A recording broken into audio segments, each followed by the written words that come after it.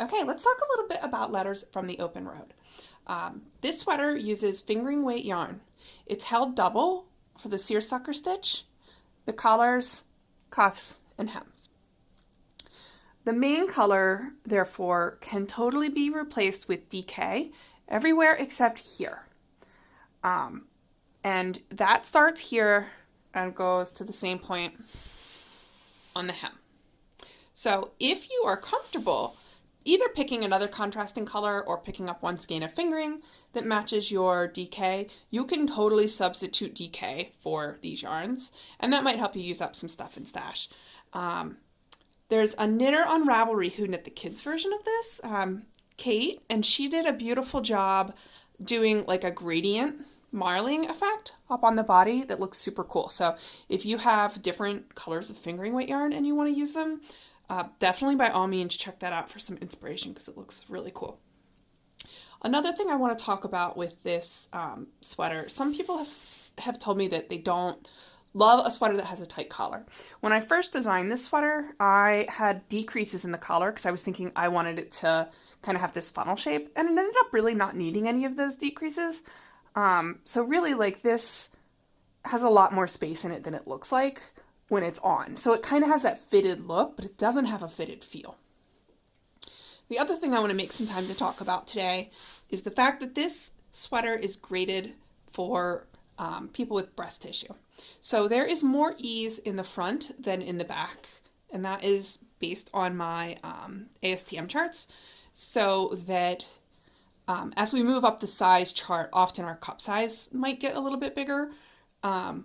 And at any rate, our backs don't change at the same rate as our fronts do. If you're new here, you will hear me talk a lot about fit and size inclusion and impeccable grading at all points on the size range. So that is one of the things that I think makes this sweater really special, is that it kind of has a moto jacket feel, which relies on a little bit of a tailored look. So the smallest sizes, that difference is only about an inch, and the largest sizes, it's several inches.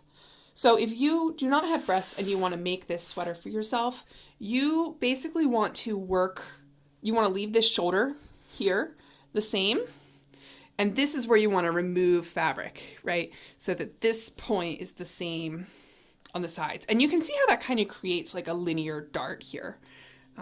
This is my shoulder seam. With a garter stitch selvage, sometimes it can be very difficult to see the seam, but I know where it is. And so you can see there's more fabric in the front than the back. This is the size D, so it's not a huge amount. But if you didn't need that extra room and you wanted it to be more similar, you would basically say, I just need to change this shaping rate right here. And so you would say, okay, I want to end up with the same number of stitches. So how many do I need to take out to get the same width? And that's all based on your gauge. So that's how you would make that modification. This sweater has a little bit of a trim sleeve. When I wear it layering, it doesn't have really any, but if I wear it with a tank top, it has about 2 inches of ease. DK weight fabric, which is what you get when you hold fingering double. I would say that like it feels like less ease than it is. So 2 inches is a pretty trim silhouette and a set in sleeve in DK, particularly if you layer it. In general, if you wanted to add width to that and you didn't need to add too much, you would just change the shaping rate between here and here. I hope you can see that, between the cuff. So I wouldn't add any more stitches to the cuff unless you need a wider cuff. If you're only adding, if you only need more room up here, you have 2 choices. One, and I would say make your decision based on kind of how your body is shaped. If you really only need the width of the upper arm and you don't need it at the shoulder, you'll just want to kind of keep this number of rows here the same and work those decreases a little more quickly to get to the same final bind off. However, if you are somebody who also has like a rounded shoulder and you want that extra room, cast on the same, whatever number of stitches that you work up to here as you increase, keep that bind off there, and then add that as you're working this straight portion, right? So here it's going to say in the pattern, work straight until it's such and such height. You would just add half of those stitches there. So if you want to add a whole 2 inches here, and you want to keep it up here, expect this bind off, which goes from here to here on your sleeve, to be 2 inches wider too.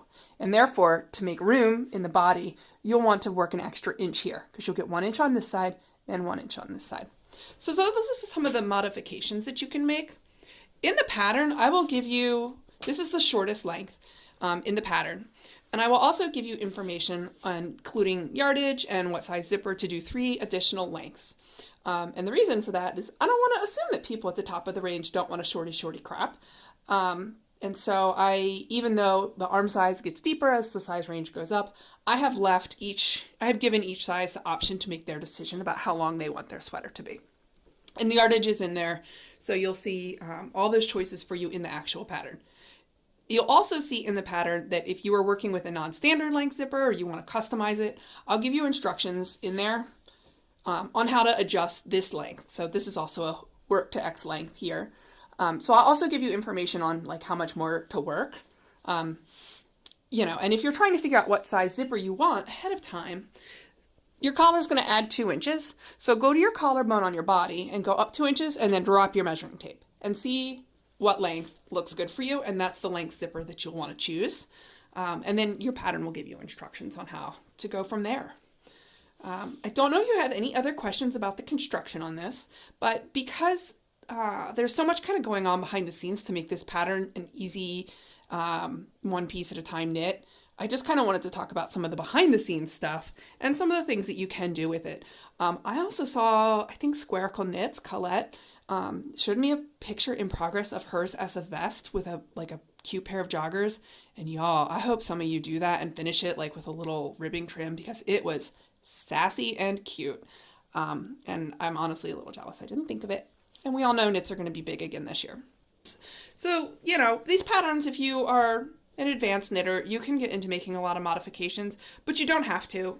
I've tried to put as much work as I can into this pattern, and testers have done a lot of work, and it's been, I do tech edit before testing and after testing, so, you can say it's been tech edited twice. And there's lots of photos on my website, so if you want to see what it looks like on different bodies and in different styles and in different colors, you can find the link for that in my bio. Yeah, that's your intro to Letters from the Open Road. I hope that if you cast one on, you'll tag me so I can see your project and your colors. I know that you guys are going to come up with some beautiful colors. So that's all. Thanks for hanging out with me today.